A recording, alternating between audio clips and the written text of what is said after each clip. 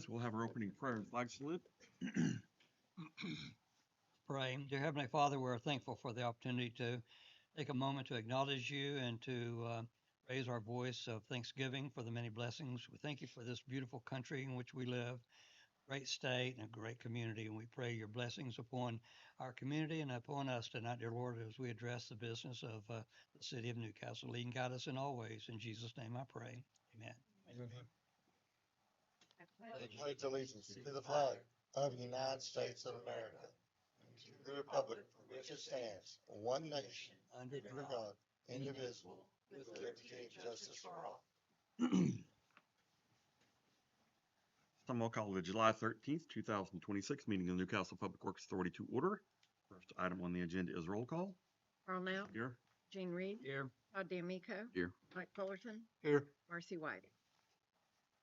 Item number 2, discussion and possible action on approval of the agenda. Make a motion to approve the agenda. Second. Motion second for approval of the agenda.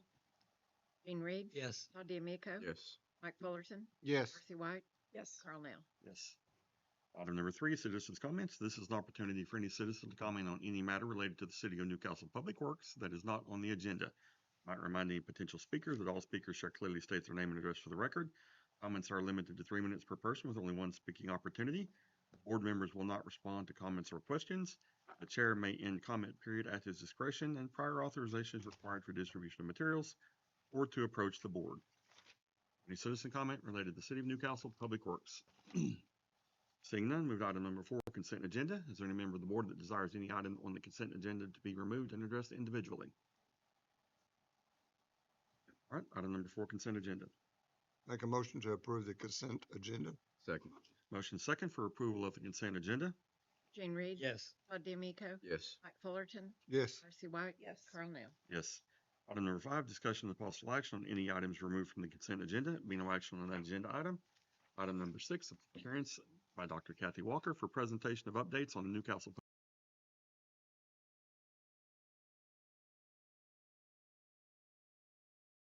Walker, thanks for coming this evening. Oh, thank you for having me. We are switching out some computers here real quick.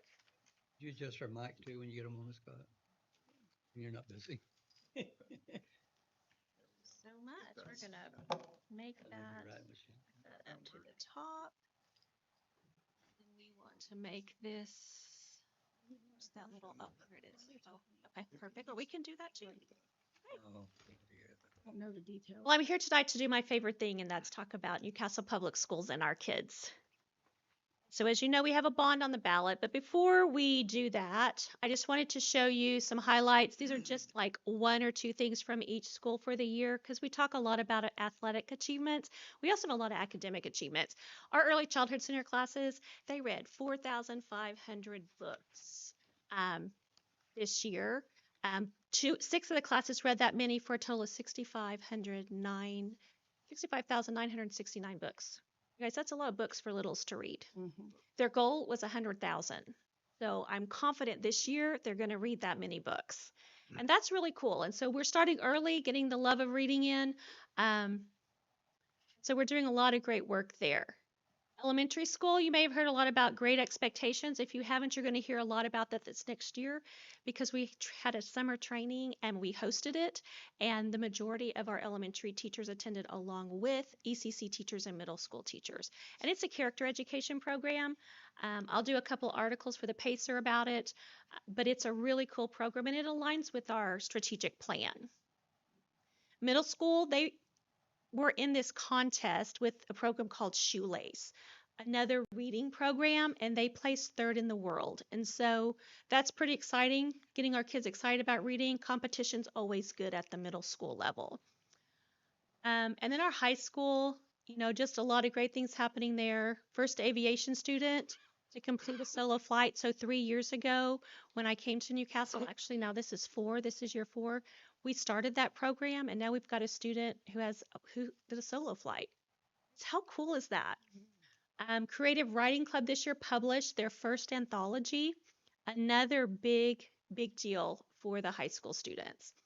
And then, of course, our record-breaking year in athletics. We'll get to that in just a second. But band also did very, very well this year. Lots of accolades there. Color Guard, same thing. Vocal music.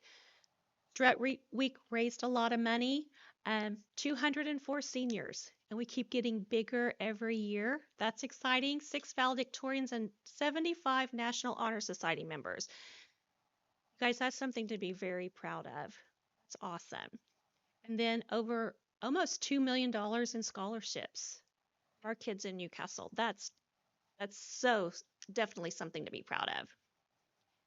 And then athletics, this is just a snapshot. This doesn't include all of the individual awards. I think Coach Brookman had something in the paper about that. This is just state, making it to state, or I don't know, winning state. How about that? Very few can claim this. Very few schools can say they had this type of season in athletics. So I'm so proud of Coach Brookman and his coaches and our players, and our families, because behind every good athlete is a great family supporting that student. We're getting there. Going to be a wonderful Christmas present. So furniture is to be delivered the first week of November. And when kids come back, they will get to start school in the new high school. So we're very excited about that. We're getting there. You can see the outline of this picture, and then the flagpoles are up, the brick benches are up. So everything's taking shape. The lighting and the branding should come shortly, because I've asked about it, because I really want to start lighting it up. So it looks so incredibly good. There will be a video posted probably this week about what the inside looks like as of today. Completed projects, we've talked about these before. I just keep putting them out in front of people because we did what we said we were going to do. Ongoing projects, still working on those. Oh my goodness, that went way too fast. And then safety and security. Those are ongoing projects that will continue through the life of the bond. Let's talk about Bond 2026. It is for $15 million. Prices have gone up significantly in construction. It's amazing to me. It's changed a little bit since the last bond, and that's important to know. We're still doing a 5th grade center, storm shelter, and restroom. Storm shelter. That's a hill for me. We have got to have another storm shelter at that elementary school. In addition to, I took a tour of the restrooms in the 2nd and 3rd grade building. I had no reason to go to the restroom in the 2nd and 3rd grade building. So my principal said, can you come look at these restrooms? Oh my goodness. I think Robin Fielder said, those were the same restrooms I went to school. I said, we have a problem there. So it needs some help. I have some pictures. So we added restroom renovations. We still have track renovations. I'm shooting some video with some kids tomorrow to highlight the track and its needs. Transportation and facility improvements there. My transportation director said, as we continue to grow and add buses, we don't have a place to put them. All of our charging stations are full. I said, well, that is a problem. And so transportation's on this bond. It will be on the next big bond. So we need to expand that a little bit. Aviation building, I'll show you some pictures in a minute, what we're wanting to do with that. Consistent sinking fund, we'll talk about what that means. And then we added soccer locker rooms, and that wasn't really in the plan until our coach said, soccer's the fastest growing sport in the state. And after the World Cup, it will be the nation. And we have a lot of kids playing soccer, and we don't have a locker room or anything for them. That's a problem. So we took some things off the last bond, restrooms and concession, and merged it together. The bond committee was very creative with that, and a lot of thought went into that for us to be able to do that. I'm going to have a poster made with this to convince people that we need storm shelter at the elementary. That's a real picture. You all know that. Right over there. Right over there. The second time it's Yes. been hit. Yes, and so Or third. someone had told me 3 times. 2 since I've moved. Since you've been here? Yeah. 1 time for me is enough. Know that we need to do something. Drops out of the sky in no time. Yeah, without a warning. So these are those restrooms. And this is the best that they will ever look because these pictures were taken right after they waxed and cleaned that building. So this is the best it's getting, you guys. The current track hasn't changed since the last time. We've got to redo this track. We just simply need to. Something different on this from the previous bond is me, and Ms. Ferguson, will be the construction managers on this. We will not work through Napholtz. We will work through the company that will be resurfacing the track, and we will oversee that project. So it took out the middleman, which saved us some money. So we went ahead and did that. So if this passes, that's how we'll manage that project. So aviation expansion, we're wanting to build a classroom for them to have class. And on the right, you'll see an airplane. The current room they have has an airplane and desks in it. So it's quite small along with their simulators. Part of the program is to be able to build an airplane, work on an airplane. We just need more space for that. Where are they at now? The building right next to mine, it used to be a band room. Oh, okay. So it's perfect for what they're doing. We just need classroom space because they're crammed in there to do all this work. And the program's growing because kids want to take it. Soccer locker rooms, this is basically what it'll look like. Concessions and restrooms. So our thinking is to build the locker rooms and on the end put restrooms that are accessible during football and soccer games and a concession stand on the visitor side. So it has a dual purpose. And so we try to make the most of our money, get the most that we could out of it, and still meet all of the needs that we had there at the stadium. We are not addressing seating in this bond. We will do that in a different one. So one thing I want everyone to understand, and you need to, if you will please help me spread the word, is when you read your property tax, the only part of the property tax that affects the bond, or the only part of your property tax that the bond affects, maybe I should say, is the sinking fund. That's the bond. That's only the bond. So if that 35.90 mils goes up, then the bond affected the property tax. My guess is it's going to go down, and that's because of all the houses that are going in right now and all the new business, that even when we add 15 mils to the sinking fund, when we add $15 million to the sinking fund, the millage rate will go down just because of the more business and homes you add, the lower that millage rate goes. If you remember, the first bond that we're in right now, the 2022 bond, had a millage rate of 40. We've never hit that. Never hit that. Where it says school district general and school district building, that is money that comes to the school. There's $6 million that goes to the general fund and $2 million that goes to the building fund, and that is from ad valorem. We don't set those millage rates. That's set by the county assessor. So when those mills right there are affected that are not highlighted in black, that's not me. Okay, and so people don't understand that. They see school on there and think it's me. The only thing that's the bond is the sinking fund. So that's important to know. And I've learned all this too in the past 4 years. How do they determine those two? I didn't know that. How do they determine those? Like your property value. So when your property value is reassessed, it affects those numbers. Well, I mean, like who decides? Like what I mean is like How who they decides back it back down from the 36.02 for value? the school district general? Like who decides? Oh, that's a good question. Maybe it's passed down through the Is it so state. much per student or something like that that then they spread out via millages throughout the? Oh, maybe. Possibly. And millage is hard to understand, and you don't want me to explain it. I would need my bond advisor to do that because he is the expert in millage. He told me my message was, you are the sinking fund for the bond, and that's it. Yeah. Dr. Walker, what's the third column? I can't remember the amount. What is that telling us? Oh. The column to the right. So that's the total amount for this person. So their county general fund is $224. That's an example of This is a real person's property tax. What value is their home that this is? Almost about $260,000. Possibly. That looks Possibly. about right. Yeah. 200. Don't ask how I know. Look it up, Possibly. though. Yeah, I don't really want to tell you whose property tax this is. No, but that's about right. I would, if Range. knowing where this person lives, I think that that would probably be right. And knowing how Versus- how old the house is, Kind of the new been here a while, one in, but it's a nice house. So I mean, it's Yeah. it's a nice house. Mhm.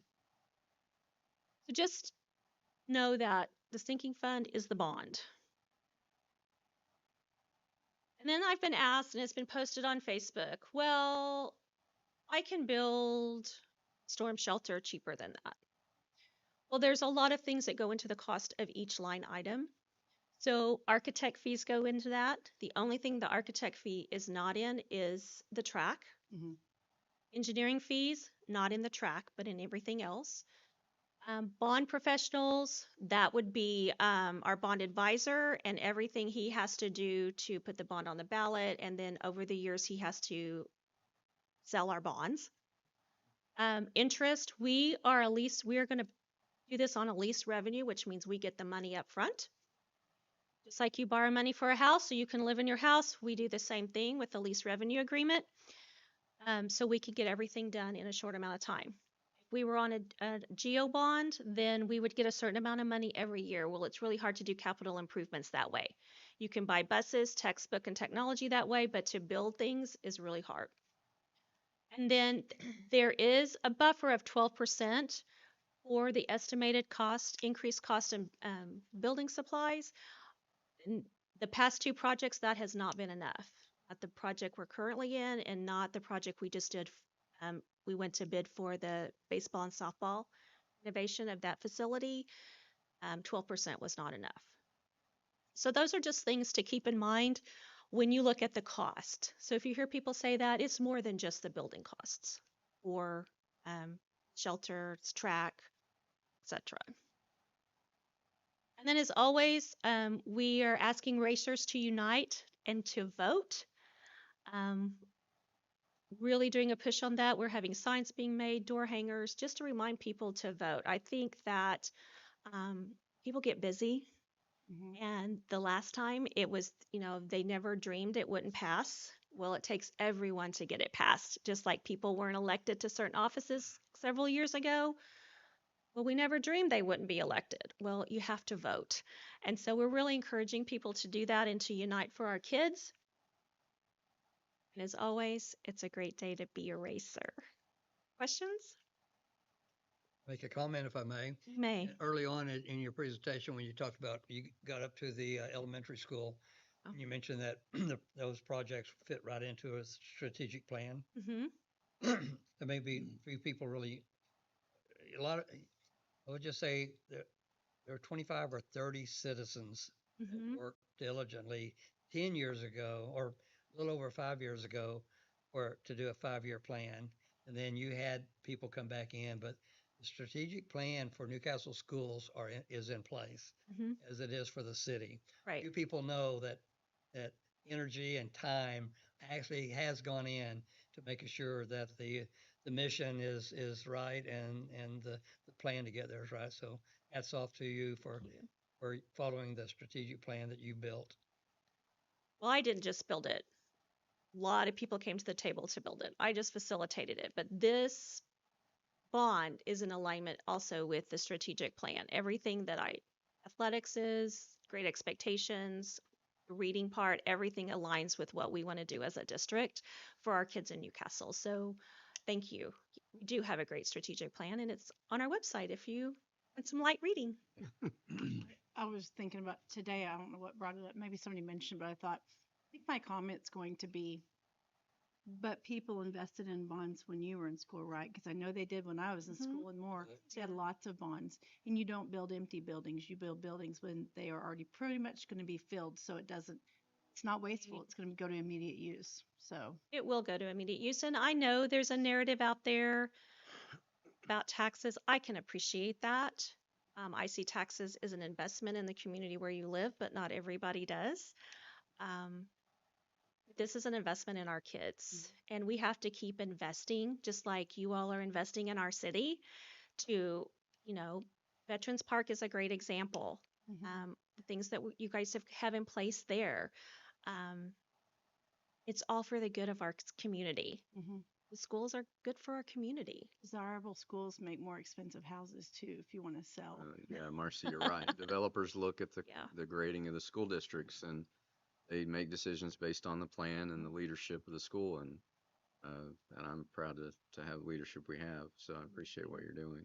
Thanks. Appreciate you guys as well.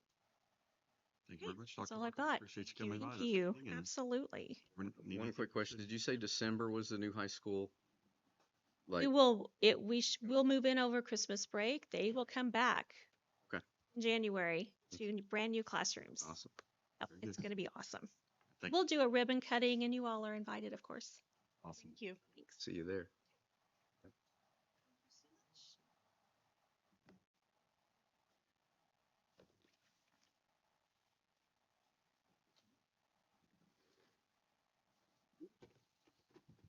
All right, item number 7, discussion of possible action regarding adjustment of utility accounts. Item 7A, account number 07-4084-00 at service address of 4084 Blue Ridge Avenue, Home Creations, Inc.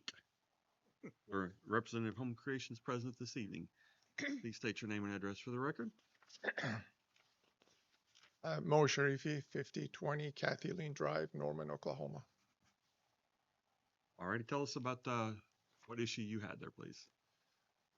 Dear council members, we recently received a water utility bill from the city of Newcastle for 4084 Blue Ridge Avenue, which includes a significant increase of $1,669.15 due to a water leak.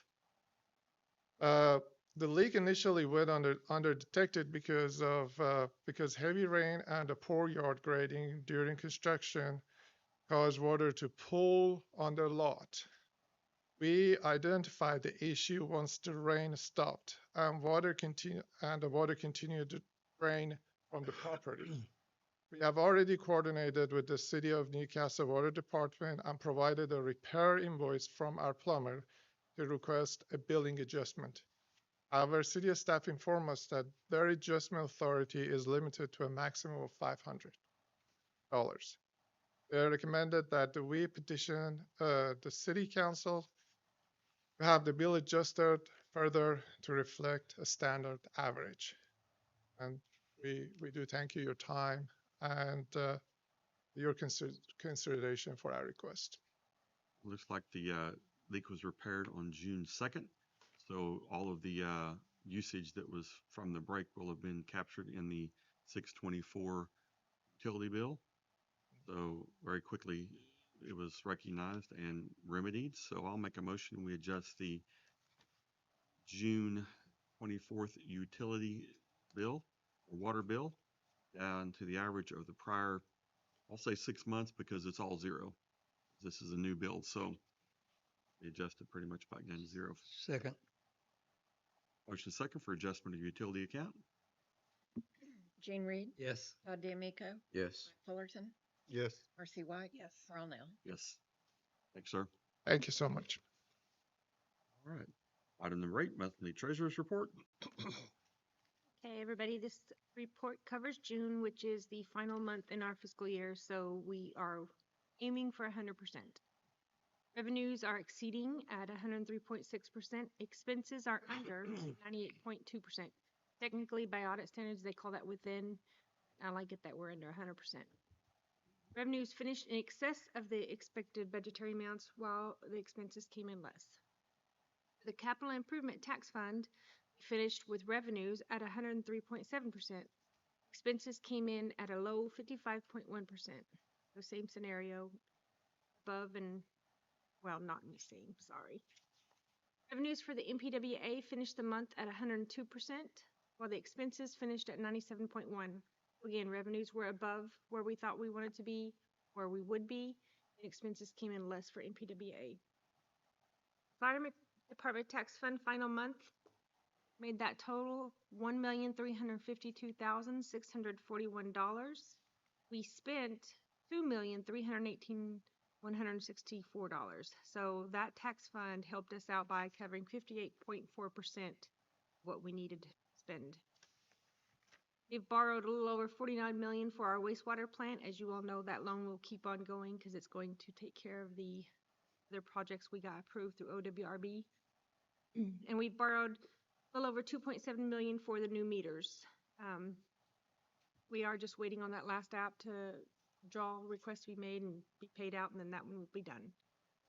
Our current indebtedness is sitting at a little over $65 million. And for our month of June, the sales and use tax came in at almost 916,000. 727,000 of that was sales tax, 189,000 of that was use tax.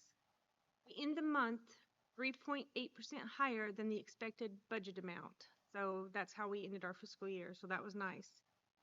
This month was 4.6% higher than what was received last June. And the overall receipts were higher at this point in our current fiscal year by 1.8%. Sorry, I thought I was going to sneeze. The month with the biggest combined revenue was May. The month with the most sales tax was also May, while the month with the most use tax was February. Just wanted to point that out because I report these together, the sales and use tax together, but they vary. And I just usually give you all that cumulative total. It's a quick rundown of our balances. City fund balance. General fund is almost 1.7 million. The capital improvement tax fund is 2.3 million. 70% of that is 1.3 million. 1,038,000 is the 30%. The economic development tax fund is a little over 38,000. Cemetery care fund is a little over 52,000. The parks capital improvement fund is 250,000. Again, 200,000 of that will go to our pickleball and volleyball courts. Oh, I'm sorry, pickleball and tennis ball courts. The admin and technology fund is almost 156,000.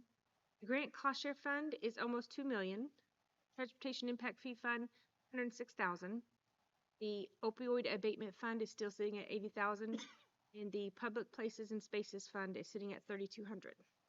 On the NPWA side, Public Works is sitting at 1.947 million. The water impact fee fund is 1.2 million. Wastewater impact fee fund is 1.3 million. The Newcastle infrastructure fund, formerly known as the wastewater plant fund, is at 6.6 million. The meter fund is at 395,000. Does anybody have any questions for me? I think I might have a question, probably not for your numbers, but if I can ask Kevin, I guess. The fire department fund, the amount we brought in funded about almost 60% of the cost. Is that pretty typical? Do we have a target to change that one way or the other, or is that just, or Carl, you can answer that too, is that just pretty typical of a city our size that the fund, or are we ahead of some cities by having that amount? As far as the half-cent sales tax? I just mean the percentage that we have. So our tax fund pays for 60% of the 2.3 million we spent. Is that just a typical number for cities, or do we need more for that, or that is the goal. That has been the goal since that half-cent tax was passed. Okay. I remember when I started as fire chief down here, the current mayor at the time had the goal of that half-cent tax fully funding the fire department. Okay. Outside of any other sales tax budgeting. That's never going to happen. Right. And I made that comment at that time to the current council then, okay, that half-cent tax cannot fund the fire department in its entirety. It can help offset, as we see here. So yes, I would say that that's a typical percentage for it to be that high. Right. And then we fill in where we need to with our sales tax. Right. To keep up with the operations, and it's primarily salaries, of course, that right, those funds go towards.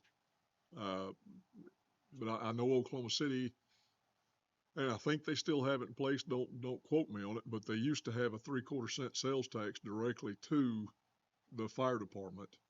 And of course, this was back in the 80s and 90s. I'll tell you when that came along, but they quickly outgrew what that sales tax was doing, right, for the fire department. So now, in our case, they already had all of the business and everything else in place in Oklahoma City. In our case, the sales tax for the fire department, for streets and roads, that half cent, that's going to grow as we continue to bring more business in.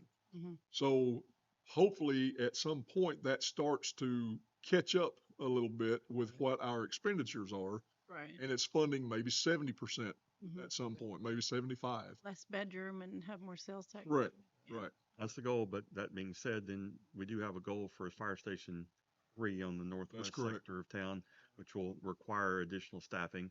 So even though there's a gap, though, we enjoy a good portion of that being covered by that half cent. At this point, absolutely. Very good. Thanks a lot. I appreciate it. And you may have told us and I've just forgotten, but opioid abatement, what are our plans for that money? We are still meeting and talking with Chief Garber to figure out what we want to use that for. I want to use it for something that is, we had talked about doing this training for police officers. Mhm. I pulled back from that. I shied away from that. I want that money. It's not very much, $80,000, but I want it to be spread out as wide as it possibly can to help people that are in the community that need that. So pinpointing what program we need to use it for out of the list that we received is going to be very important. So we got a list of possibilities. Oh yeah, we have a huge list of possibilities. Just didn't remember if we talked about it, so thank you. Any other questions? All right, item number 9, general manager's comments. One thing that I wanted to bring to council this evening is this kind of has to do with water on the water side. I received an email this afternoon from Team that Allen Contracting, that is working for OTA, is going to be putting in a concrete plant on Snow Drive to conduct their operations for the east-west or the Toby Keith Expressway. And they're going to be needing water. So we're working with them and working with Wall Engineering as to the best route for a water line that we can actually pull water from Northeast 31st, because that line is going to remain intact, and it'll have to be ran north. They had asked us about running it straight north in line with where the lot is going to be set up for the concrete plant. But if we did that, we would have to go across private property because the lot is still owned by somebody else. OTA doesn't own it. So we're talking about going down, going to the west a little ways where OTA does own property right now, hooking up to the water line there and then running across and up 31st a little ways back to the east to connect for their concrete plant. But I would assume that that's going to be coming forward pretty quick. So Now, that's a temporary plant though, right? yeah, it'll be a So, temporary plant. We do a temporary, kind of like they did the water well in the oil wells at one time. We do temporary water line to that location. Yeah, it'll be a temporary line, and we certainly don't want the line running wild across there.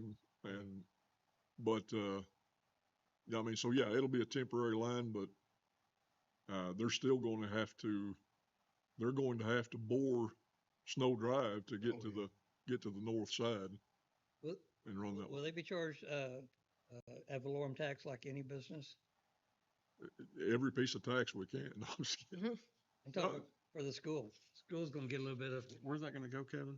It is, yeah, it's kind of hard to see. She sent me, here, let me pull it up here Okay. because it's easy to show. Everything on Snow Drive will be under the turnpike. Mhm. Right. So She's on lot, or I say she, I don't know why I said that. There we go. So right here is the lot. Well, that's our premium water too. That'd be at the there's a premium teeny rate. lot there. A lot of water. They're going to be using about Lake 50,000 Lodge, gallons. With the Yes. what? Pretty first. We're talking about hooking into the line here and running up the east side of Okay. parcel 34, crossing the road or angling it, however they want to do it. But it'll all be on OTA property Yeah. now. Isn't that just a gravel road back there Yes, on it Snow is. Drive? So we don't have to worry about boring Snow Correct. Drive. Yeah. Yeah, that road can be cut. And right now it ends where at? Where does the line end at right now? Like where's, Well, it's on 31st Street. Yeah, it's at that cul-de-sac, dead end of the cul-de-sac. okay. So if you look at the vacant lot there, You're right. Okay. it'll go north along that over to And the part, looks like where they're gonna put the plant will actually be underneath what will eventually be the flyover, so it won't be under the current build. So they have to get it from here to there. All right. Okay, I see that. Yeah, they're talking about, what, 50,000 gallons a week, a month, a week? I can't remember. I have no idea. It's a lot of water.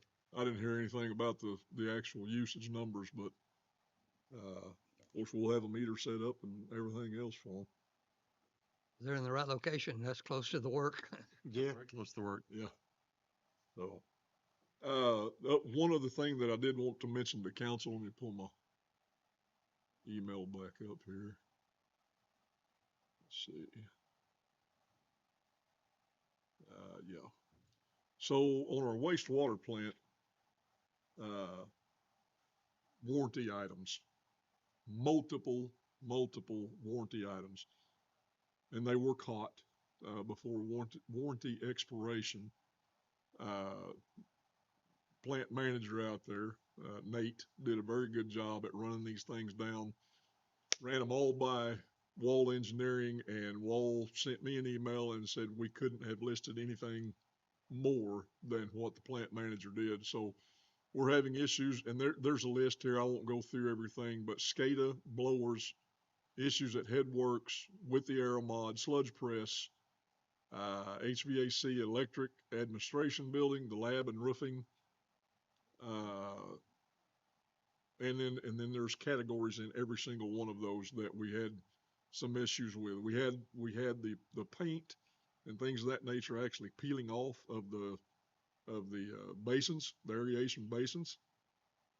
So all of that is being worked through with WIN, and then also some of the subs that they had hired for that project. Is it keeping it, from operating or anything? No, but long term, of course, it could be a problem for that plant, and these things need to be fixed. So everything, all of these items has been sent to WIN as unacceptable and must be repaired. So, and it was all before the warranty expired. So thankful for the plant manager out there that captured all of this, and also Wall Engineering for pointing these things out as well and getting it taken care of.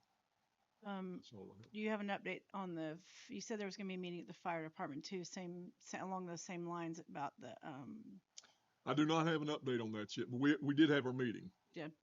And Guernsey is working with OEC on the issues down there. And they were supposed to be, do you know if they met maybe while I was gone last week or anything? I haven't seen the email or anything of that nature. But they're meeting with each other, and the engineers at Guernsey, the electrical engineers, they think that they can get that figured out to where we're not getting surges down there that's burning up motherboards and things of that nature. Thank you, Kevin. Item number 10, trustee comments. All right, seeing none. Item number 11 is adjournment. Make a motion for adjournment. second. Motion second for adjournment. All in favor say aye. Aye. Any opposed? We are adjourned. First Racer football game, August 28th. Oh, That sounds incredibly hot. At a little town northeast of here, a little school called Carl Albert. Oh, boy. Oh, wow. Ooh. First home game, Man, we keep running into them. the first home game the following week, September 3rd. I do like the name a little bit, or at least the first part of the name. Carl. With the C. Yeah, I know. Okay. As in Gene Carl. Oh, that was really good. This time, I'll call the July 13th, 2026 meeting of the Newcastle City Council to order. First item on the agenda is roll call. Carl Nell, Here. Gene Reed, Here. Todd DeMico, Here. Mike Fullerton, Here. Marcy White. Item number 2, discussion and possible action on approval of the agenda. I make a motion to approve the agenda. Second. Motion second for approval of the agenda. Gene Reed, Yes. Todd DeMico, Yes. Mike Fullerton, Yes. Marcy White, Yes. Carl Nell. Yes. Item number 3, citizens' comments. This is an opportunity for any citizen to comment on any matter related to the city of Newcastle that is not on the agenda. Might remind any potential speakers that all speakers shall clearly state their name and address for the record. Comments are limited to 3 minutes per person with only one speaking opportunity. Council members will not respond to comments or questions, and the mayor may end comment period at his discretion. Prior authorization is also required for distribution of materials or to approach the council. This time is there any public comment concerning the city of Newcastle? Seeing none, we'll move to item number 4, consent agenda. Is there any member of council that desires any item be removed from the consent agenda and addressed individually? All right, seeing none, item number 4, consent agenda. Make a motion to approve the consent agenda. Second. Motion second for approval of the consent agenda. Dean Reed, Yes. Todd DeMeco, Yes. Mike Fullerton, Yes. Marcy White. Yes. Carl Nell. Yes. Item number 5, discussion and possible action on any items removed from the consent agenda. Be no action on that agenda item. Item number 6, discussion and possible action on approval of development agreement with Arsney Development LLP for water line extension along Southeast 40th Street between the east platted boundary line of Blue Ridge Estates, Phase 3, connecting to the existing water line on the west side of South Pennsylvania, meeting from the June 8, 2026 City Council meeting.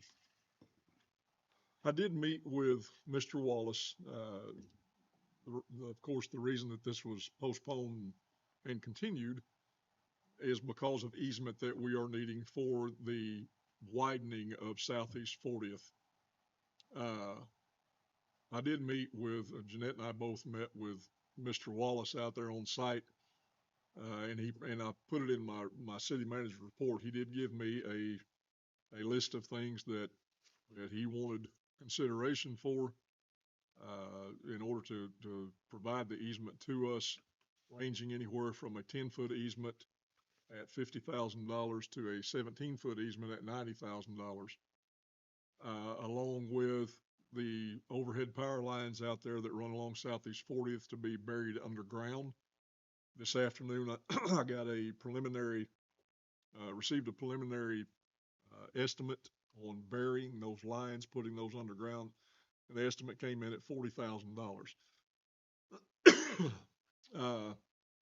He was also concerned about his tree line on the south side of his property, which acts as a barrier to dust and noise.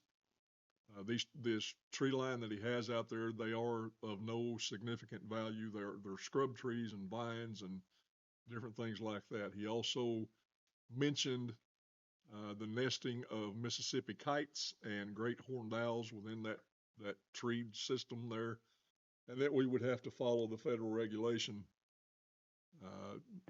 and have somebody come out and do a study on that and make sure that we weren't disturbing those birds. I basically have 3 recommendations on this, and certainly it's council's choice what you want to do going forward. And the reason I haven't moved forward with Mr. Wallace is because I was waiting on the OEC quote for burying those lines to see where that actually came in at. Number 1, certainly we could pay for the relocation of those power lines underground, go ahead and get our 17-foot easement, negotiate that price, of course, based on the $40,000 that we're now looking at to relocate those power lines. And keep in mind also that $40,000 does not include changing out of services on 2 homes that are there on 40th because the power is coming in from underneath rather from over. Right now it's overhead. So all of that would have to be changed out, and that's what was told to me by one of the OEC workers that I met with on site out there. So go that route.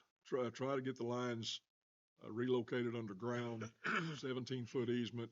We put a 24-foot roadway in. Gives us plenty of room still to do our 12-inch water line, and we move on down the road. Or second option is we do a narrow road in there. We don't have to get near as much easement. We don't have to move the power lines. But that road coming out of Blue Ridge Estates would be one way out to Pennsylvania Avenue. Third option is to keep that, go ahead and build the road for a 2-way in and out, of Blue Ridge Estates 3, but it would have to be the narrow 16 to 18 feet that we had discussed previously to avoid the power line relocation and that cost as well. Fourth option, and I know council probably does not like it, but just to mention it, is to put a crash gate there at the ingress egress of Blue Ridge Estates 3 off of 40th Street. So basically that would leave everything intact exactly the way it is. That 40th Street that is currently there would only serve those two homes. And everybody in Blue Ridge Estates 3 would have to exit out of Blue Ridge 1 and 2 out to the service road by Highway 9. Excuse me. That is the four options that I have been considering over the last couple of weeks, or especially now with that $40,000 coming in. You know, there's some options there. It just depends on what council's pleasure is and what you would like to see for that roadway. Water line, I mean, we're going to put the water line in regardless. It's a huge benefit for us, but the road is certainly something that needs to be considered. My thoughts are, and always have been, it's a section line, and I would prefer to see a 24-foot roadway put in that section line. I don't think that we have any obligation to put underground power poles. I mean, that's not something that we do on any of our roadways. So that would be my goal.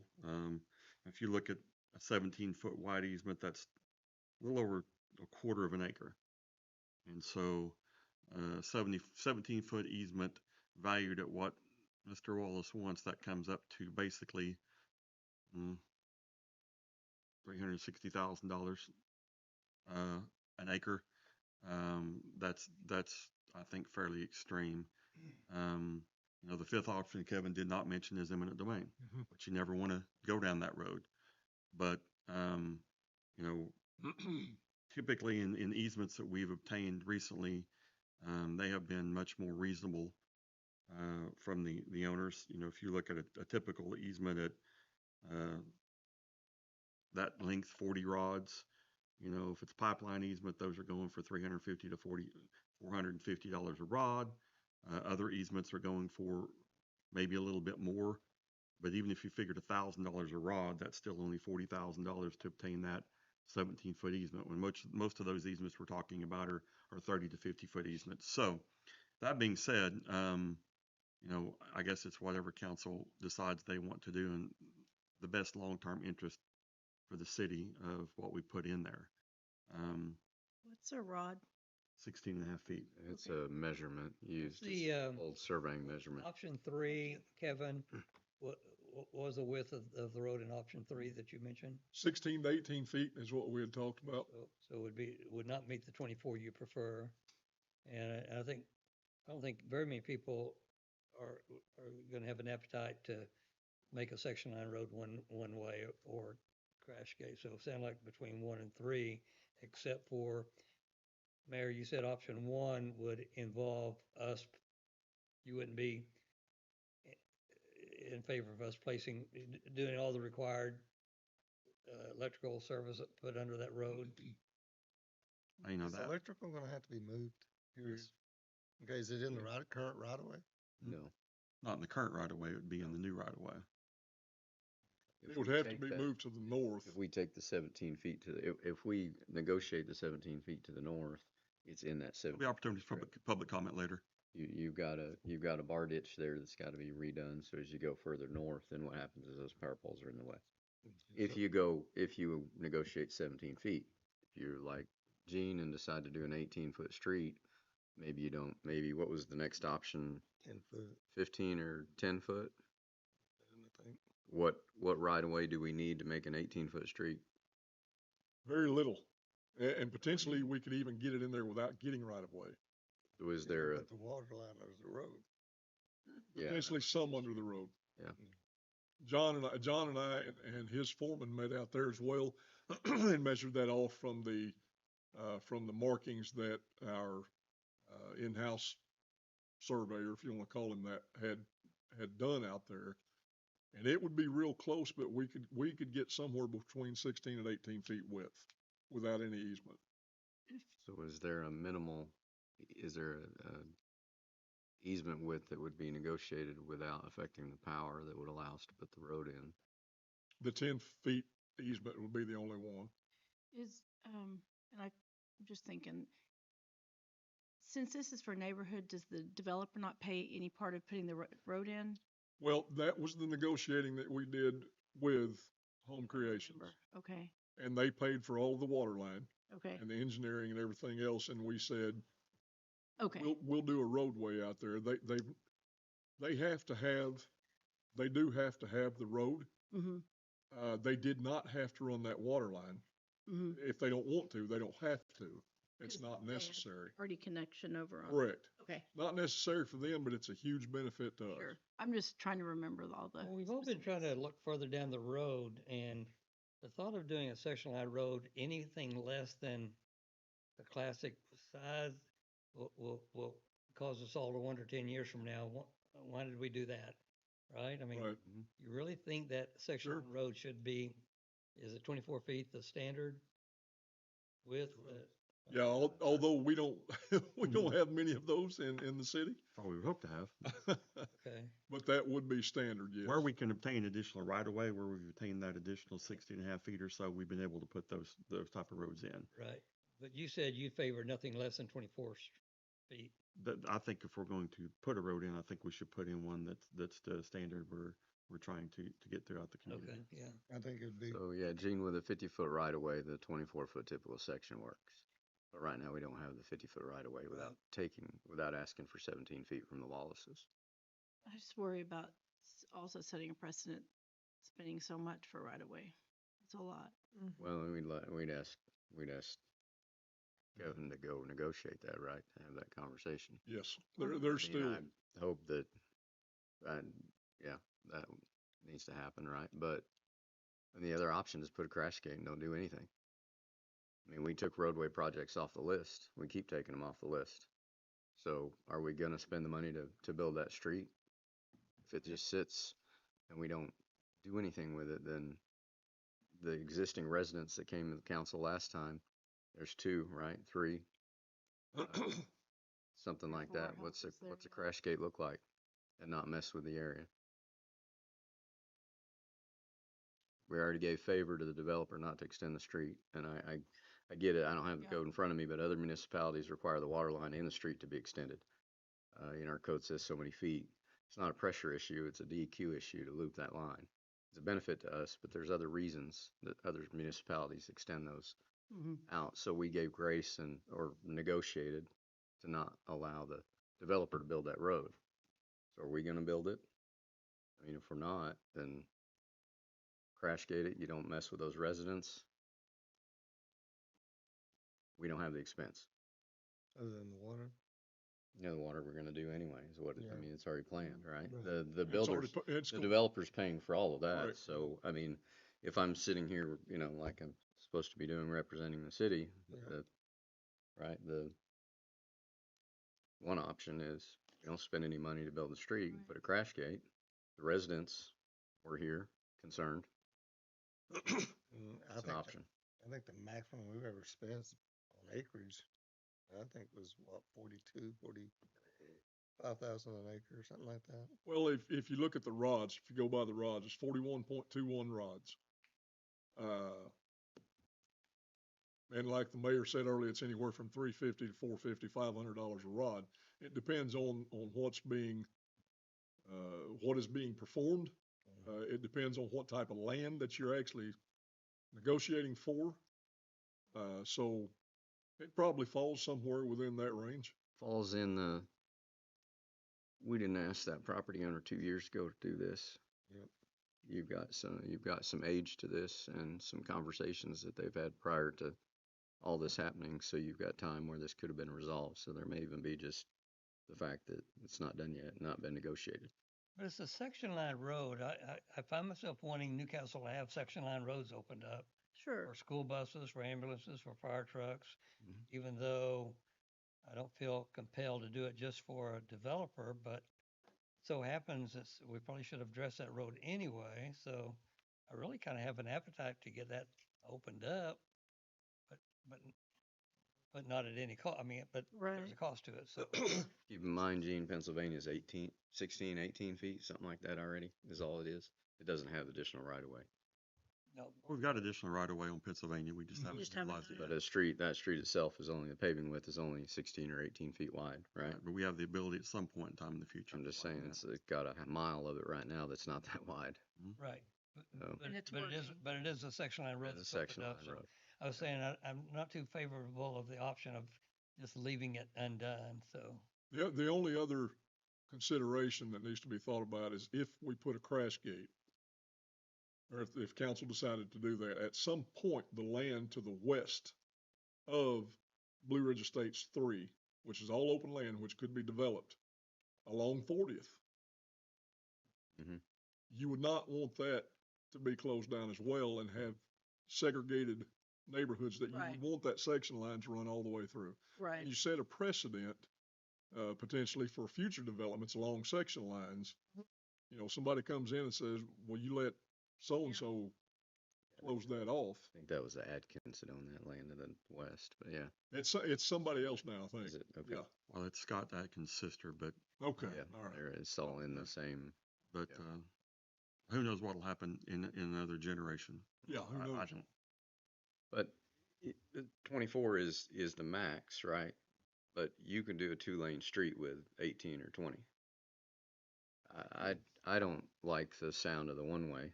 I don't like that option. Not that I appreciate you presenting it, but I don't like the one way option. Also, like I said in council the other day, I think that street is 32.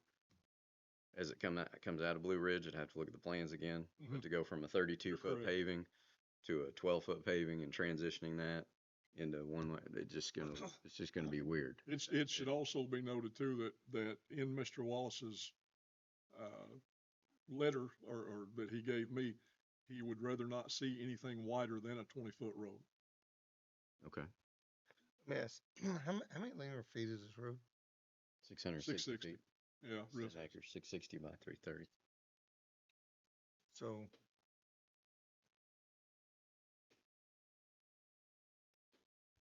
would we have to make it, could we not do just curb and gutter on it and shorten our amount of? And that, you really start getting into some money then. Is there a way to do the 20-foot road, the minimum amount of right of way,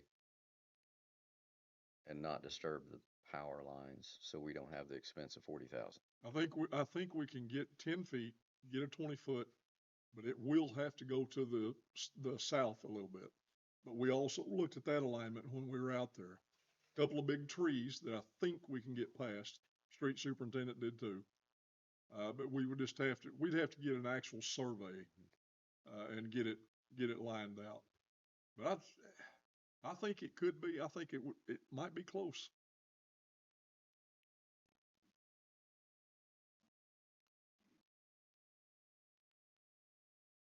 Mayor, if I could throw out one thing that planning department or planning commission had talked about is the Blue Ridge Addition presently exits on a single road to the south, and you can turn either west or east there, and then you come out on Pennsylvania and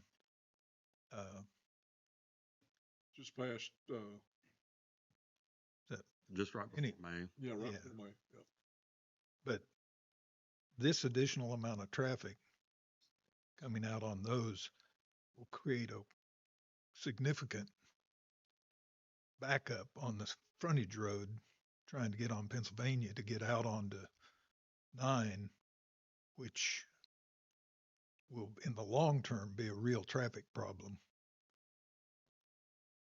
for Newcastle, dealing with that amount, that number of houses exiting that one route. Now, having this outlet coming onto Pennsylvania north will complicate it for the residents coming on the frontage road trying to turn out to get onto that. But that traffic will bike up at both May and Pennsylvania, and if we don't have that exit, that outlet as a new outlet for that addition, there'll be a significant bottleneck that'll develop there, and I'm sure you'll hear about that for a lot. I mean, that was one of our concerns earlier. Thanks, Gordon. With that, I'll At this time, How many homes are up in that area? Or are we? 45 for this new phase. and then there's still some additional land north of that Phase, that's not part yeah. of this next phase. How many homes are we looking At at that total? intersection, Mike, at that intersection of Blue Ridge or whatever that is, there's only 4 or 5 homes on that north side, and then there's another Right. 2, and then there's Danny's on the south. So along that street that's only 300 something feet, there's 5 or 6 property owners. Right. I'm talking about that would be Yeah. utilizing that street. How many?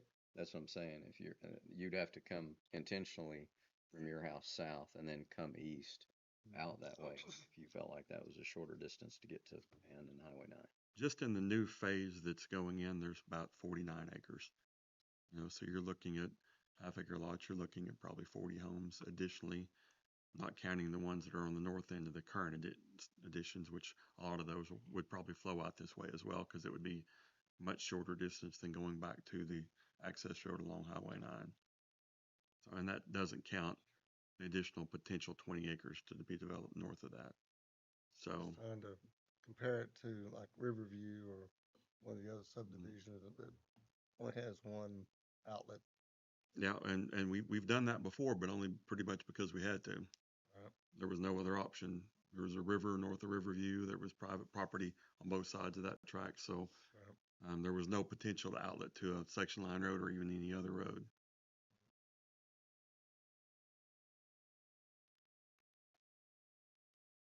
All right, so we'll take a break here just for a second and I'll ask, is there any public comment concerning this agenda item? Please approach the podium, state your name and address for the record. Good evening, Council. Charles Wallace, 3921 South Pennsylvania Avenue. Myself and my wife, Julie Wallace, are the owners of the property just to the north of 32nd that's in discussion. I want to first clear up some missing information for council. So Kevin was kind enough to come out and meet with us on June 18th. We stood outside and talked a little bit and looked at the road and where the tree line was and all that stuff. And I handed him a paper with 4 different options, I think, on it or something like that. And they started at 50 and went up from there, depending on how far going back or taking land north would destroy my trees, which build a private fence and is a dust mitigation and noise mitigation, which is going to be a concern for us with all that new traffic that's going to be coming in there. So when I handed that to Kevin, I said, this is the beginning. This is where we start. We have to start somewhere. And I'd never heard another word. You didn't contact me, didn't email me. I'd asked for those views of that road from the last meeting. I think you said you'd get them to me. Never got anything. And I've heard words like from Mr. Nail, extreme. You guys are looking at just the dirt, And Kevin Self made the comment that those are scrub trees and vines. Trees in Oklahoma have a real value. Sure you guys know that. And whether they're elms, there's some cedars in there, stuff like that. It's still a privacy fence for me and it blocks. So to get a real value on that, we'd have to get a arborist come out and do an estimation on all the trees that would get messed up. And the reason for all the different options, again, was I was trying to look at the least amount that I could give to help give our neighbors to the south more safety. And you guys were originally talking about a 16-foot road, which now you're talking about a 24 and 20 foot may be too narrow. So whenever I had put that in there, you guys were talking a 16-foot road. And I thought if we could go wider and get a 20-foot road, which is even wider than Pennsylvania Avenue is, that should be fairly safe for 660 feet coming out of that neighborhood. So that's why those numbers are in there. And I kind of feel like some of that's been misrepresented. That was a starting point, Kevin. I expected us to sit down and talk. Hey, we can't do this. What do you think about this? What do you think about this? I'm not an unreasonable man. Me and my wife are not money grubbers. I could care less for the money for that land to increase that other than to make them more safe. I would rather it not be going through. I'd rather a crash gate put, which gives us nothing. So I just wanted to make sure that you guys understood that I felt like those numbers were being misrepresented of our character, and it's not that. So I would be happy to sit down and talk with you, Kevin, and negotiate and see if we can't come to an agreement on what we can do. Power underground doesn't have to be there. I told you that was just an option. I would rather not have all those trees just chopped by moving that out there. So, again, we're more than willing to talk to you and discuss and see if we can negotiate and come up with something that is better for the city, still keeps them safe. So, I'm open to it if we can do that. I mean, if you're in favor of that, Mr. Wallace, we'd be more than happy to sit back down with you and see if we can work something out. We absolutely don't want this to be adversarial, and I think we're all looking for the same thing. I think we are too. And I don't want it to be adversarial either, but I felt like those numbers were misrepresented and like not actually hearing it. I thought we'd already addressed that at that last meeting where this would be a negotiation of trying to get something moved forward. And you got to start somewhere, right? Absolutely. When you go on a car lot and it's got a price, you're not going to want to pay that price. You're going to go talk to the salesman and say, hey, I want to pay, this much. And he's going to be like, we can't do that. We're not going to make any money. Kevin needs to go talk to your sales manager. Yeah, talk to the sales manager. We gave him a vacation too, so he was off for part of it. But Well, anyway, I just want to make sure that before you guys make a decision on this, sure. just know that we're still willing. I mean, we want to make this work for the city and James and Stephanie. I think we're looking at the expectation of what we're looking for that roadway width is right now, though. That's more important. Yeah. Than in our land that it may take to do it. Right. Well, I think it'd be a great idea for Kevin and you to sit back down and kind of discuss things and see, Kevin can talk back over with our street department and if we can get a 20-foot roadway in there that's safe for two-way traffic, and that's okay. It's a section line road, but it is a short section line road. We don't know what's going to happen potentially long after we're gone, opening things up. But I do think that would be something worth revisiting. If you're willing to do that, I think we should be willing to do that as well and see where we can come up with and maybe come back and we'll address it again. Yeah, I appreciate it. Like I said, I need to talk about it. Well, and I'm gonna go ahead and speak up on this. I didn't misrepresent anything. The way things have transpired here is you gave me all of that paperwork with 4 different options, with everything that you had concerns about, your trees, the birds, all of that stuff. You said you didn't want anything no more than a 20-foot roadway out there. You said that on site with me and my assistant city manager. I did. So I bring all of those things back here knowing I'm not getting or asking for a decision tonight from council. I'm asking for direction to go back and negotiate with you. Okay. Well, That's all that's about. I understand that. I didn't understand the other part. Yeah. I don't do this all the time. So. Yeah, but everything that I presented them here tonight was strictly off of the papers that you gave me. Right. I'm not saying that that's exactly what you have to have, but you have laid out anywhere from 10 to 17 feet with different pricing that you expect. You've laid out the concerns you have with your trees, with the birds, with, whatever else was in that paper. So all of that, I'm going to present that all to council and say, hey, this is where we're at this point. I was waiting on OEC numbers, which I got today. So I would be able to present all of that as a total package tonight to council to let them know what those costs could look like.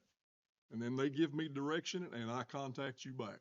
Perfect. So that's all there is to that. No way did I try to misrepresent anything that you had told us or nothing. All right. That's great. I appreciate that. Okay. I expected just to hear something back and we would bring some numbers that we had talked about and agreed to this meeting. So that's what I was expecting. So. It did take time. It took a lot of time to get the numbers on OEC, but that's where I want it to be. When I come to council, I like to have everything packaged up as tight as I possibly can, where there's no gaps, Right.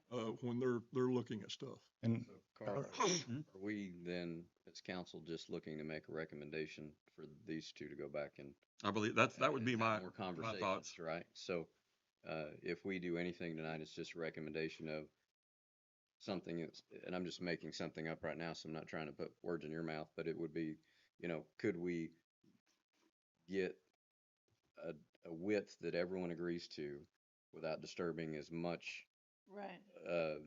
of the property, right? And also not creating expense for the city with the power lines and keeping the homeowners to the south protected.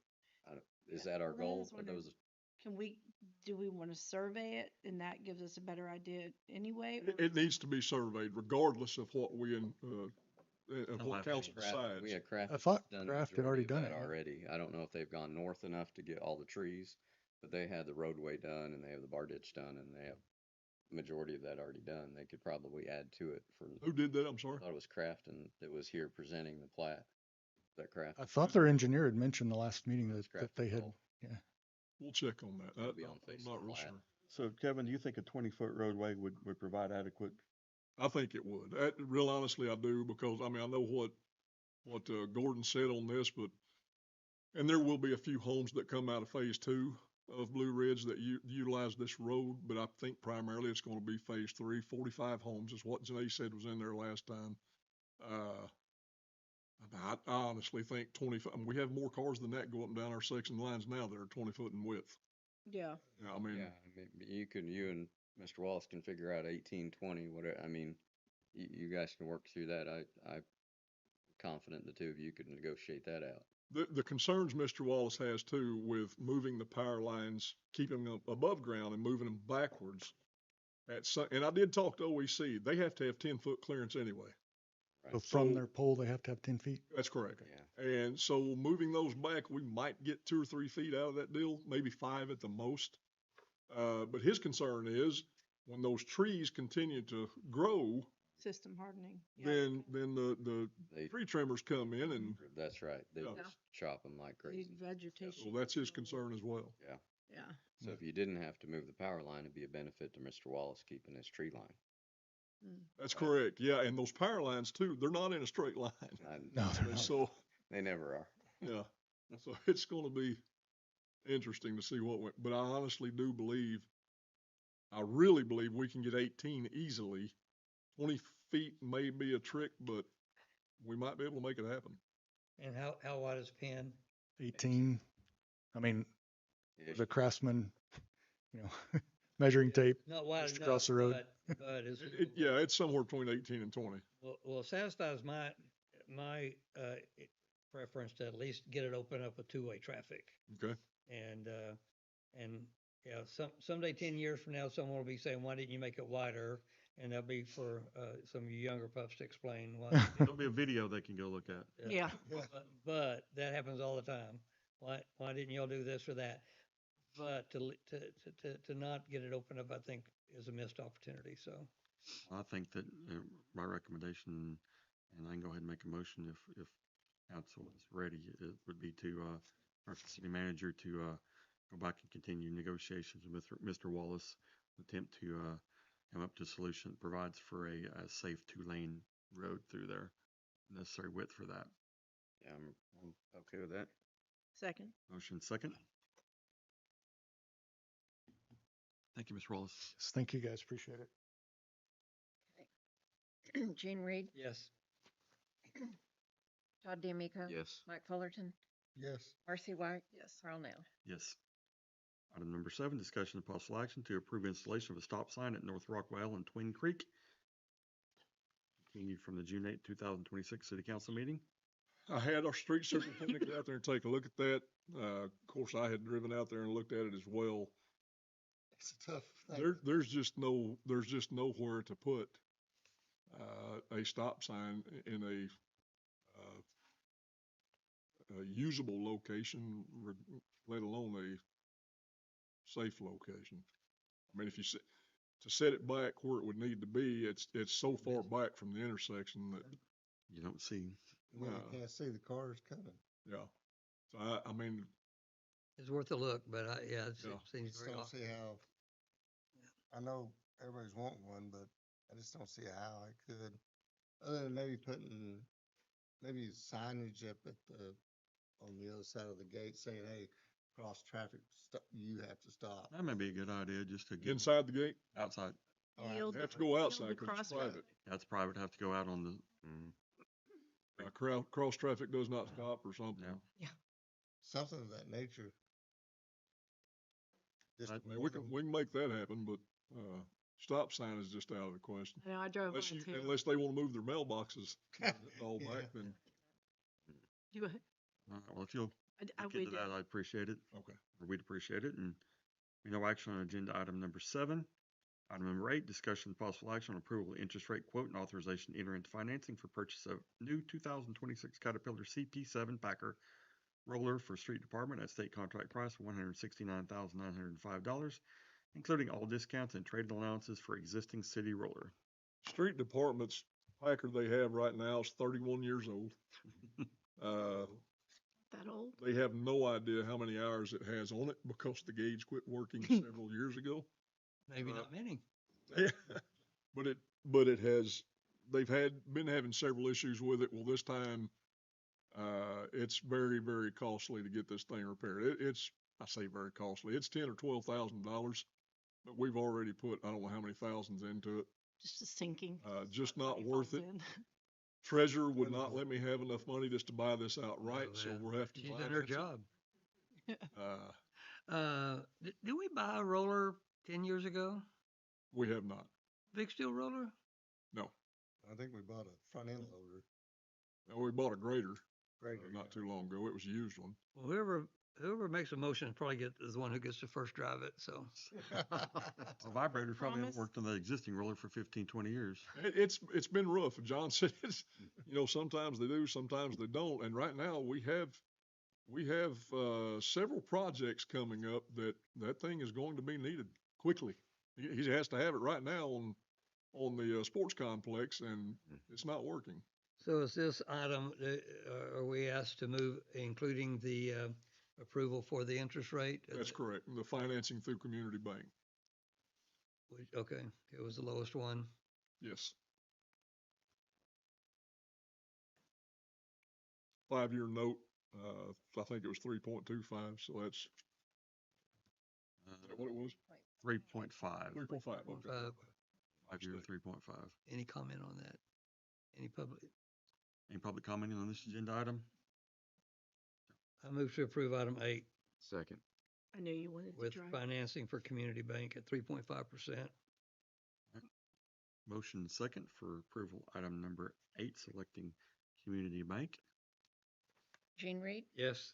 Todd DeAmico, Yes. Mike Fullerton, Yes. Marcy White. Yes. Carl Nell. Yes. Just let me know when it gets there. Yeah. I knew it. Yeah, let me know when Gene's behind the wheel, because I will. Right. I'll go eat lunch in Norman that day. Exactly. We'll Maybe be a at little the turkey, lake. I don't know. Y'all could hurt my feelings. It's like the cartoons, like, and then the roadrunner comes over, he's like flattened underneath it. Item number 9, discussion of possible action on approval of amendment number 3 to engineering agreement with Craft and Toll and Associates, Inc. for survey and plan updates and bid documents for the Walker Drive Extension Project for Bridge A and Bridge B. A little over $48,000 update the engineering on these two bridges,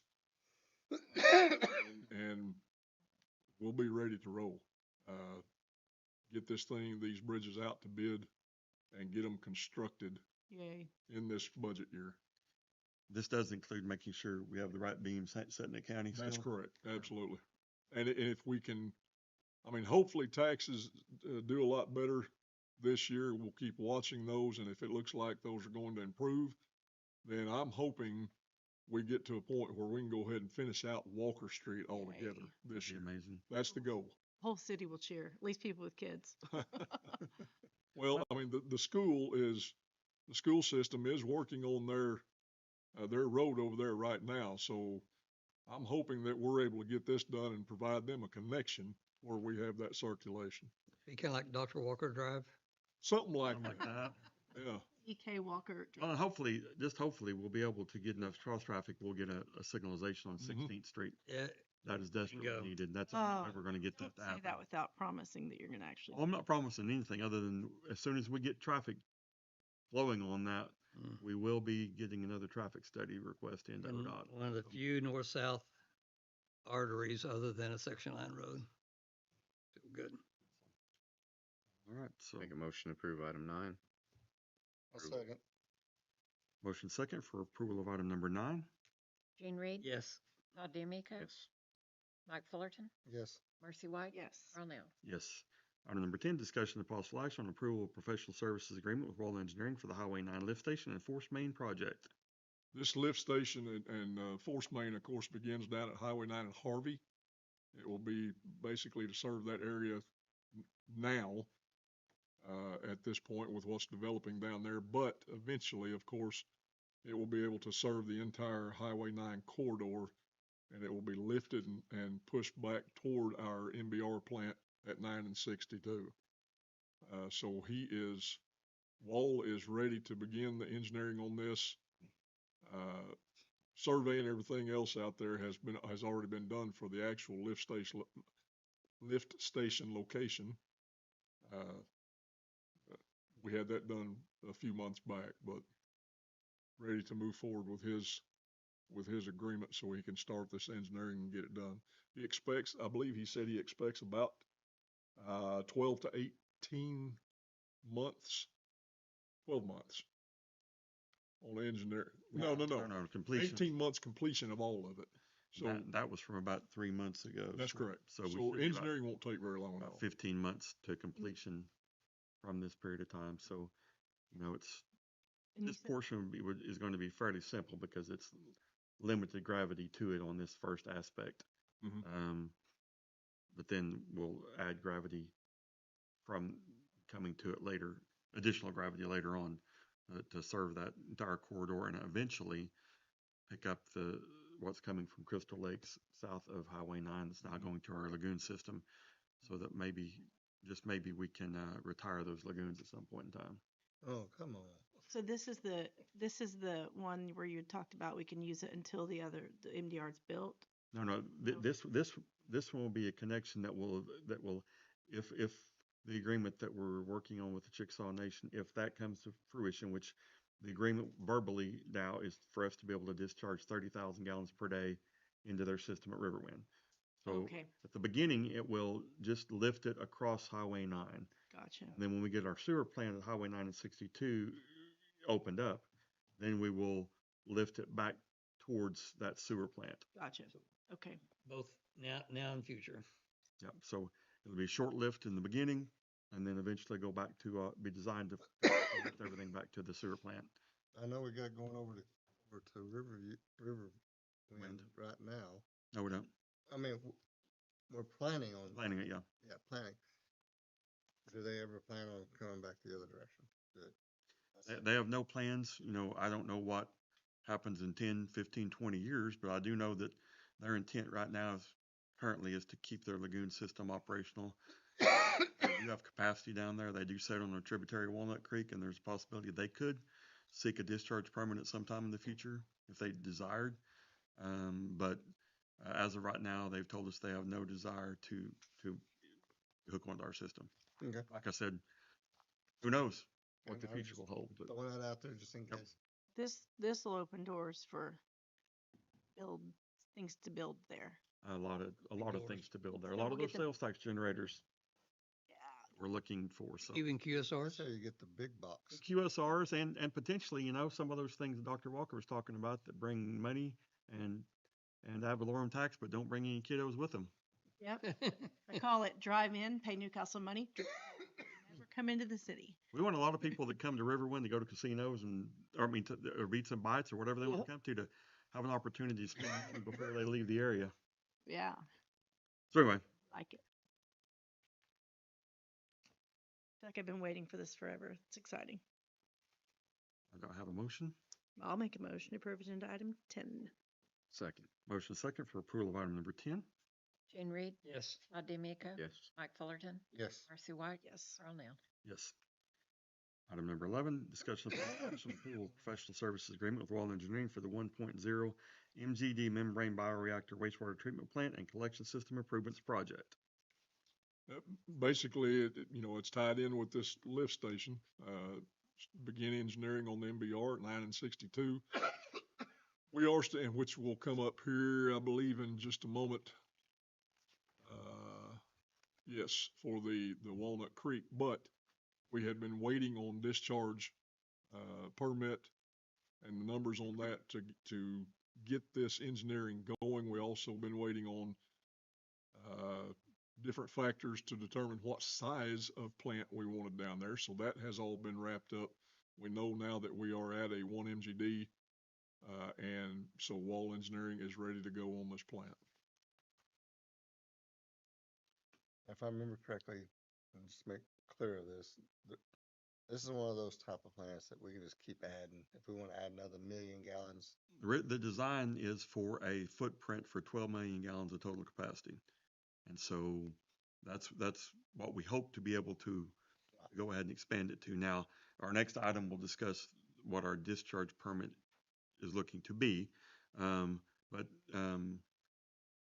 We'll talk about that the next one. But yeah, the footprint and the reason we went from 5 acres originally to 14 acres to purchase from the property owners there is because we needed 14 acres to facilitate being able to have a capacity to expand that to 12 million gallons a day. Gotcha. That makes sense. I'll move to approve item 11. 7, yep. Second. Motion is second to approve item number 11. Gene Reed, Yes. Todd DeMeco, Yes. Mike Fullerton, yes. Chrissy White. Yes. Earl Now. Yes.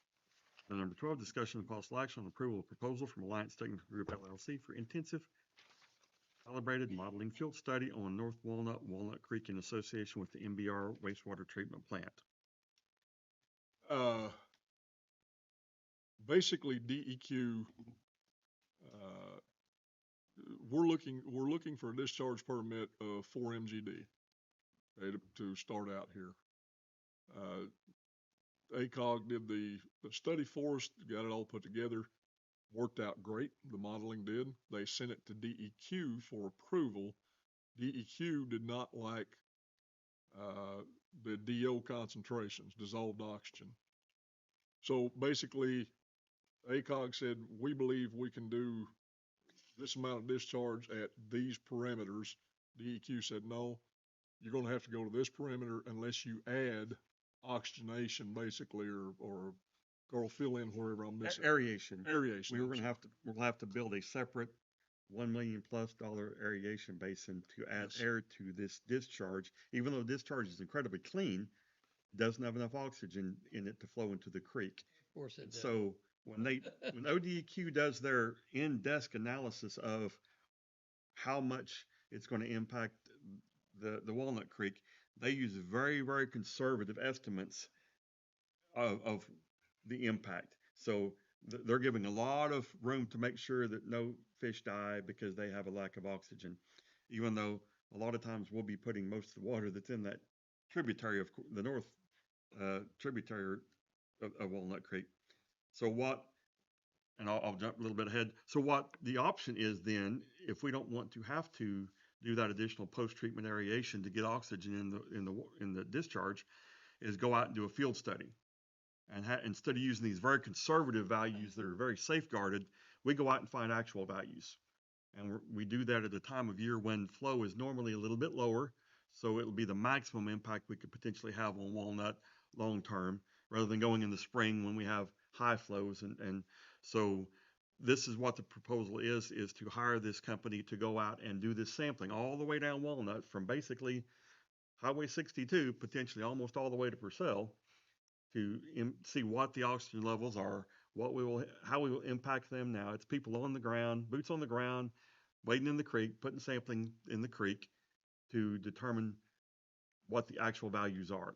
And that way we hope, and Serini, our consultant who's been here to visit with us, he thinks that it will come back and it will be favorable to allowing us to get the higher discharge compared to the analysis that was done in the desk model. That's correct. So yes, that's kind of where we're at now is we think this, and I asked Serini straight up, I said, do you think this is worth the money, a good bet for the city. He goes, absolutely. Yeah, because And how much so- is this study? I believe it was 60 some yeah, thousand. right close to 70. Instead of $1 million, 79,000.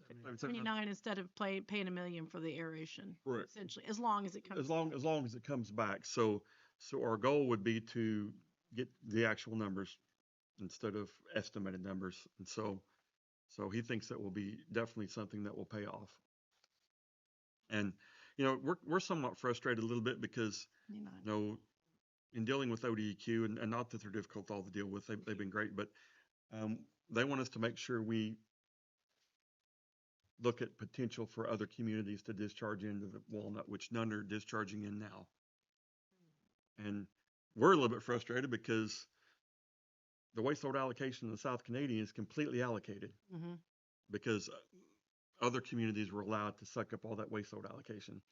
So we're like, gosh, you didn't take care of us. But anyway, I think this. It runs Now down they the want to entire wean east us side of our city. back from the other one. So anyway, I think this is a great opportunity to get the actual numbers that will benefit us long term, and maybe put us in a position that even after this 4 million, they don't want to allocate us a whole lot more. We would love to have 12 million allocated, but we're not going to be at 12 million for.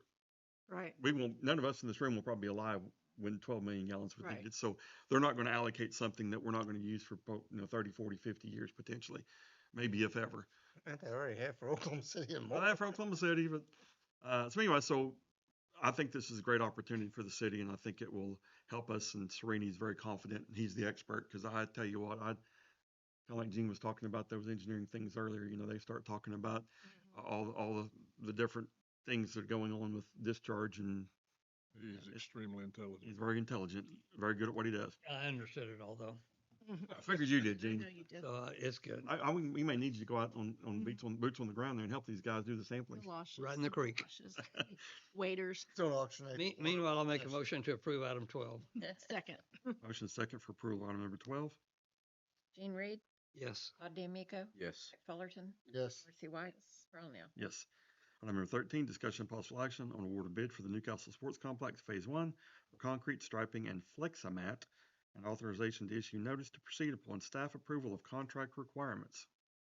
Yay. These last 3 or 4 items have just been very enjoyable, and Fleximat, hey. this one is no different. Mhm. So the bid awards, or the bids were opened, was it last week, week before? Last week. One of the bids was completely rejected, when they opened it, because it did not have, the bid requirements were not met at all. Then we had 2 more bids. One bidder actually bid all 3 projects within this, paving and drainage, striping, and what was the third one, Jeanette? Well, the drainage and Fleximat was together, so you had. Okay, paving, drainage, Fleximat, and then striping. So one company actually bid all of those, and they bid it exactly like they were supposed to bid it. We had another company that only bid the paving, drainage, and Fleximat, and they had swapped their numbers. They put numbers that was supposed to go for drainage under the paving. They put numbers from paving over into drainage. Threw that bid off, as far as the cost, made them higher. Okay. So the Guernsey contacted this company and said, hey, I think you have something wrong with your numbers. You need to double check it. Well, they did. They said, yeah, we just have those numbers in the wrong place. So they switched those numbers, sent it back to Guernsey. Well, it put them lower than the company that bid everything just right. The company that bid everything just right said, wait a minute, time out.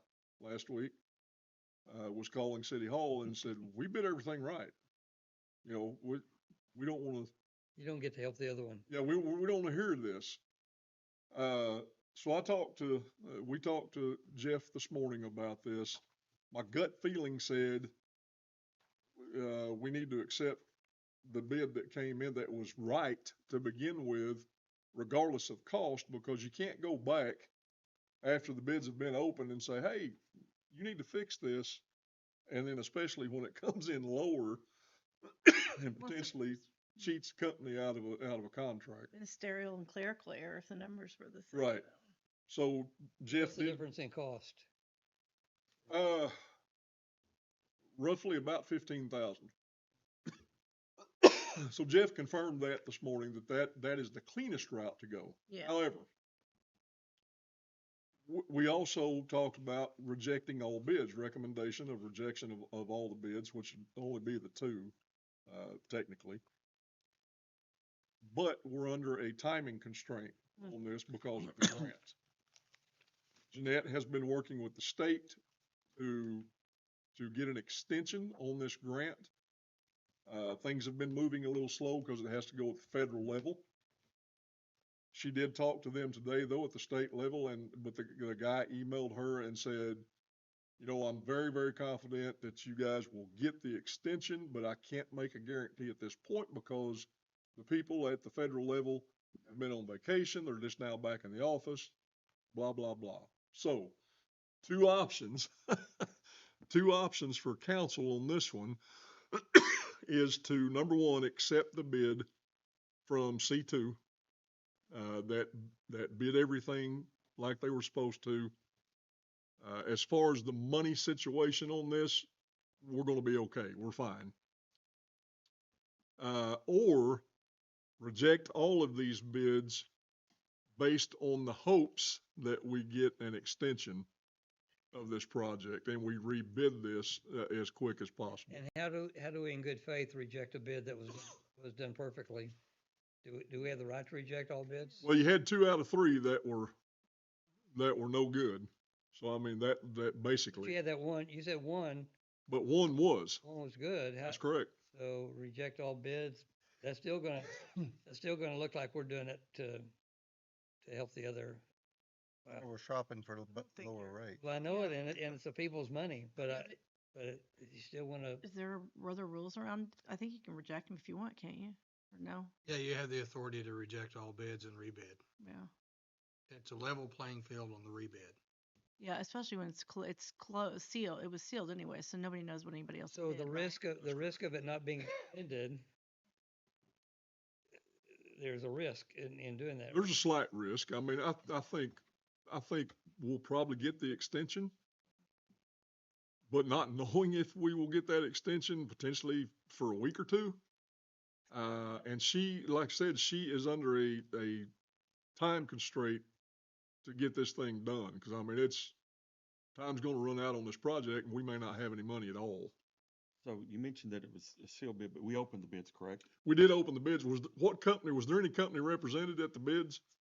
C2 and Pinnacle was there. So both of them know the bid. Oh. the So, I bids. mean, it's public record now, Right. after the bid Now opens. the cat's Yes. out of the bag. Yeah. Yes. Which is, yeah. They were correct in their bid, Doc. Like, Lower anyway, you could reject. but it's just the RCP was not put with drainage and it was put with pavement. Right. I guess normally how they do it.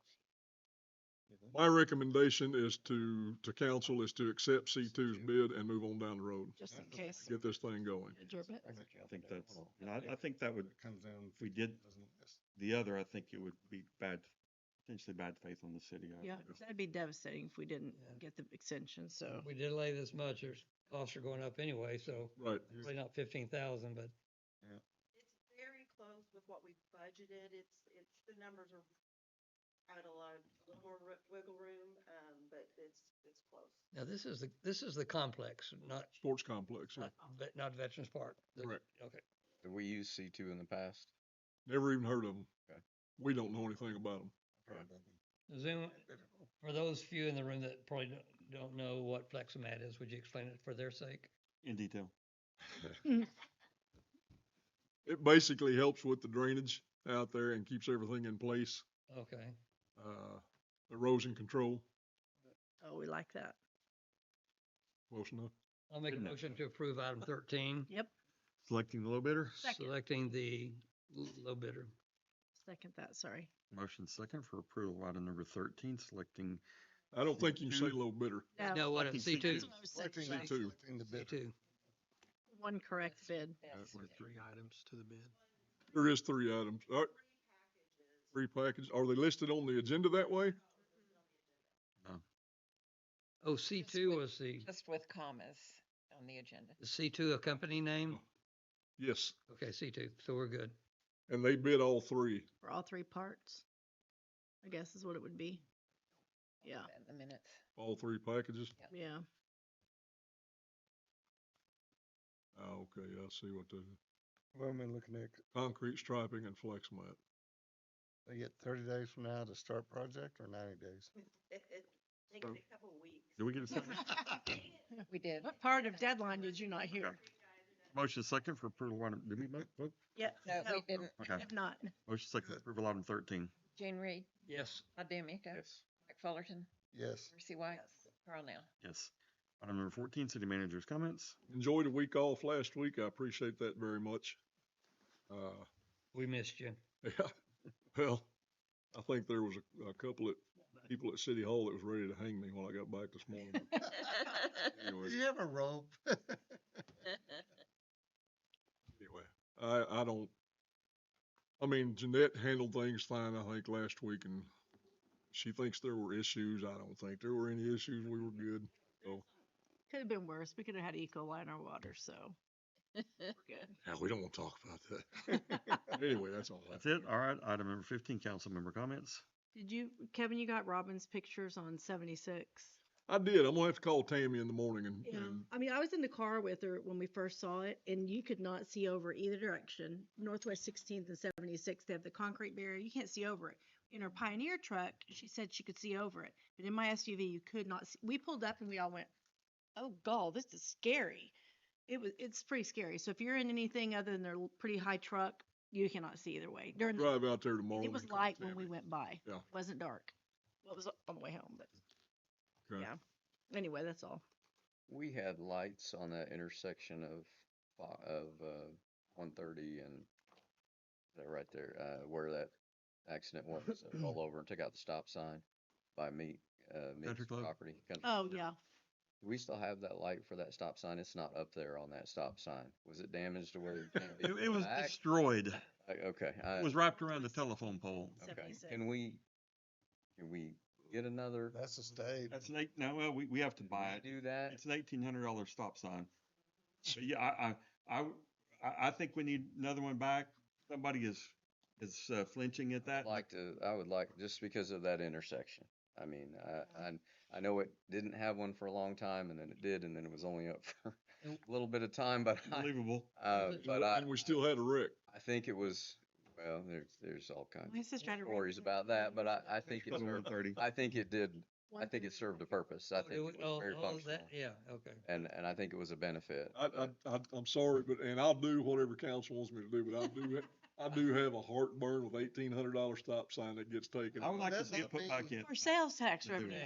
I'm with Carl. Now, would that not fall underneath destruction of property to the, pushing that back onto the car? Vehicle The that insurance hit? company, we file claim with the insurance company? Yes. I don't know. I don't know, but I just, Jeff can get on that. I don't know Oh, about was that but the wreck that was Hey, the and kid? The teenager? as dangerous as that Yes. intersection is, we can't say no. It was, I, I forgot that, what it was, yeah. Gene, that's where I think Carl, that's where Carl might be headed. That's where I'm headed. I thought it was a great solution to that intersection. And, It worked. There was still a wreck. Well, Well, that's they were because, playing a game. so, yeah, but you can Alright, see those so- flashing a mile away.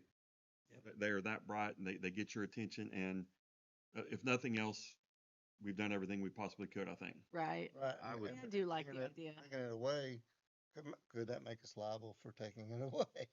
I don't think it was up there long. I don't even I- remember seeing it. I thought it was a great decision. I thought, I will have that reinstalled with gritted teeth. You're the man. okay.